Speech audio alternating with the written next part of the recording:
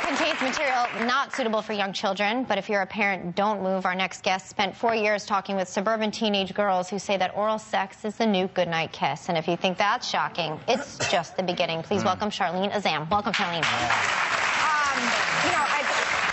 Reading this book, I have to say, it was more than disturbing, some of the accounts that are given. Explain first the title of the book, because there's meaning behind there. Oral sex is as benign as kissing for many girls. It is not the least bit intimate. In fact, many of the girls that I interviewed said that holding hands was more intimate than giving a boy oral sex. In talking to girls, I'm learning that, you know, the darker the lipstick, the farther they can.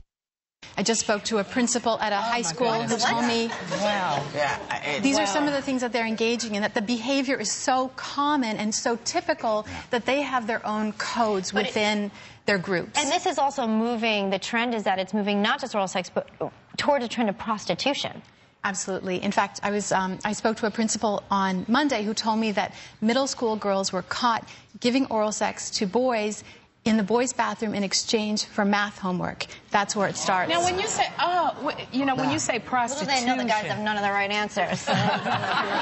But when you say prostitution, I mean, these are girls from suburbia, so when you say prostitution, I think women being on the streets. What do you mean when you say prostitution for the girls? Getting paid.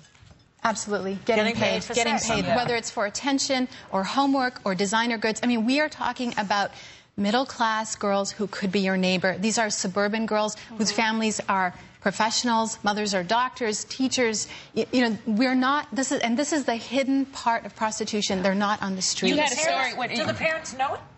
Yeah. Eventually. But sometimes they're coming home with too many clothes. Oh, yeah. But the parents think that it's drugs sometimes or something else. They don't necessarily think that it's... I just want you to be very clear. This is not just with teenage boys that they're having sex. They're doing this with men. And give us the ages, because I think one of the things you need to let everybody know is the age of these girls. The youngest girl that I interviewed who sold her virginity was 11.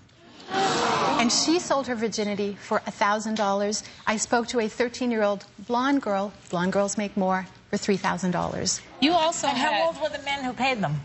In their 40s. And and obviously the men, when you read this, isn't it? the men are giving them the prices. It's like the men are very controlling and and you even had a story in here about, I'm sorry, just a group of college guys with 8th grade girls. Well, this is how it starts. This is a good example of how your daughter can slip into this. A group of 10th grade boys approached them, very popular, pretty girls who were in the 8th grade, and on a dare said, why don't you have sex with my college buddies? And the girls, of course, took the challenge. Every day at lunchtime, they would cross the sports field, meet the men in their dorms, have sex, get paid $20, and be back in time for English class. Yeah. Now, these girls become very vulnerable either to the boys, the 10th grade boys, who are then pimping them out to others, or to the college guys who say, come to a party. And at that party, they'll obviously have, you know, a few drinks. The next thing you know, it's $20 and they're on the table. $100, take off your pants, let's see your boobs. Are these guys ever prosecuted? They're committing a crime. They are committing a crime, but this is a very hidden problem. So I did interview a John/pimp who paid a $50 fine, and fine.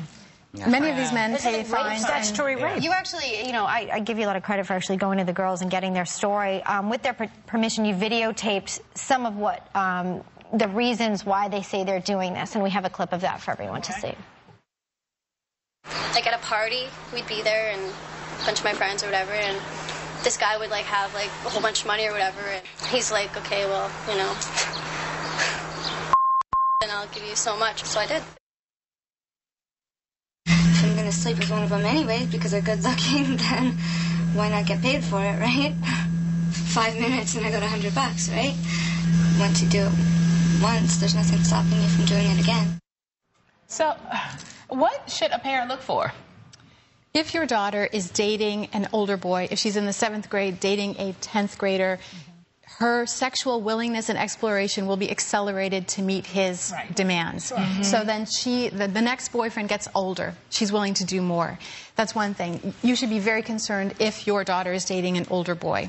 Do you find that a lot of these girls have been sexually abused, the ones who will go along with this easily? Not at all. They're not. Not at How do you all. know? How do you know? I asked them. I have spent time with in their communities, with their families. I mean, I've really gotten to know these girls, which is why I am shocked at the number of girls who are doing it and the groups of girls who are doing it. They probably encourage each other. They do. The numbers. Certainly, and I want to thank you for coming on. And as tough of a read as it is, I think it's an important one for parents out there. You in the audience are all going home with a copy of Charlene's book, and we will be right back.